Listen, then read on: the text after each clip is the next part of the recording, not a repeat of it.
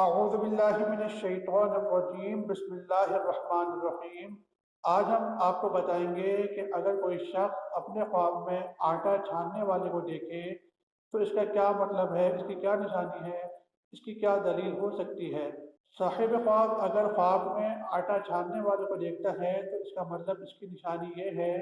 کہ وہ بندہ حق و باطل کے درمیان فرق کرے گا، حق کو حق سمجھے گا، باطل کو باطل سمجھے گا، جھوٹ کو جھوٹ سمجھے گا، سچ کو سچ سمجھے گا، اور برے کاموں کو برا کام سمجھے گا، اچھے کاموں کو اچھا کام سمجھے گا۔ یعنی اللہ کا جو دین کا معاملہ ہے اس کو صحیح سمجھے گا، اور جو غلط معاملے ہیں اسے غلط سمجھے گا۔ لوگوں کے ساتھ حسن سلوک کرے گا،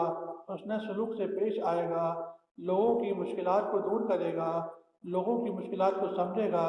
انہیں دور کرے گا۔ اور ایسا بندہ اپنے دل میں اللہ سبحانہ و تعالیٰ کی محبت رکھتا ہوگا، حضور صلی اللہ تعالیٰ علیہ وآلہ وسلم کی محبت رکھتا ہوگا، جس کی وجہ سے ہر کام اچھا کرے گا اور باطل کو دور کرے گا، باطل کو دور کرے گا۔